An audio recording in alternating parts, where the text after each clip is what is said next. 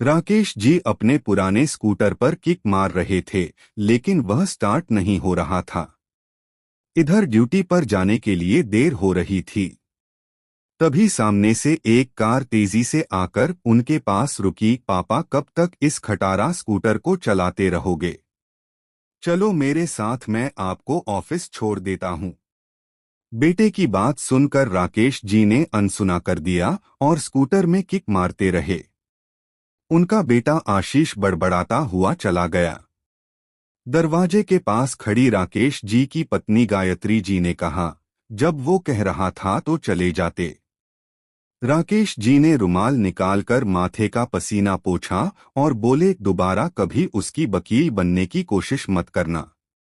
गायत्री जी चुप हो गईं। राकेश जी का स्कूटर स्टार्ट हो गया। उन्होंने एक बार गायत्री जी की ओर देखा और ऑफिस के लिए निकल पड़े। अभी 2 साल पहले ही आशीष की शादी की थी। शादी के बाद से ही आशीष और उसकी पत्नी शैलजा का व्यवहार बदल गया। दोनों अलग हो गए। वो तो अच्छा हुआ राकेश जी ने बेटे की बात मानकर जॉब नहीं छोड़ी, वरना आज भूखे मरते। इधर शाम को जब आशीष घर पहुंचा तो शैलजा गुस्से से बोली, हो गई तसल्ली बेइज्जती कराकर। गली में सब देख रहे थे और तुम्हारे पापा जैसे उन्होंने तो सोच ही रखा है तुम्हारी बेइज्जती करने का। आशीष को भी गुस्सा आ रहा था। वो बोला, तुम ठीक कह रही हो, मैं कल ही मकान ढूंढता हूँ। अब हम यहाँ नहीं रहेंगे। 2 दिन बाद ही वो अपने नए घर में शिफ्ट हो गए। गायत्री जी रो रही थीं। अलग था तो क्या हुआ, कम से कम सामने तो था। उन्होंने राकेश जी की ओर देखते हुए कहा। राकेश जी कुछ नहीं बोले। राकेश जी जैसे जिंदादिल इंसान जिन्होंने अपनी छोटी सी नौकरी में पैसे बचाकर और कर्ज लेकर आशीष को पढ़ाया। जब वह सरकारी ऑफिसर बना तो राकेश जी को लगा जैसे उनका जीवन सफल हो गया, लेकिन बहू बेटे की बेरुखी ने उन्हें तोड़ कर रख दिया। अब वो बिल्कुल शांत रहते हैं। बस उन्हें एक ही चिंता थी कि उनके बाद गायत्री का क्या होगा। कई महीनों बाद आशीष अपनी मां से मिलने आया। आशीष को देख गायत्री जी बहुत खुश हुईं। आशीष बोला, मम्मी तुम्हारी बहू प्रेग्नेंट है। हम चाहते हैं कि आप और पापा हमारे साथ रहो। शैलजा बहुत परेशान है। गायत्री जी ने राकेश जी की ओर देखा, लेकिन उन्होंने जाने से साफ इनकार कर दिया।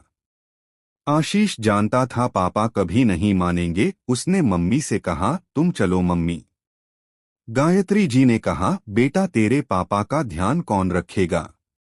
एक कम करो, तुम दोनों वापस आ जाओ। शैलजा की देखभाल भी कर लूंगी और इनका भी कोई परेशानी नहीं होगी। तभी राकेश जी ने लगभग चिल्लाते हुए कहा, इसका पोर्शन मैंने किराए पर दे दिया है। 2 दिन बाद वो लोग आ जाएंगे। इसके लिए अब यहाँ कोई जगह नहीं है। पापा की बात सुनकर आशीष निराश होकर चल गया। गायत्री जी रोने लगी। राकेश जी ने कहा, कल जब इनका मतलब निकल जाएगा तो ये फिर रंग बदल लेंगे। कल अगर मुझे कुछ हो गया तो तू इनकी नौकरानी बनकर रहेगी।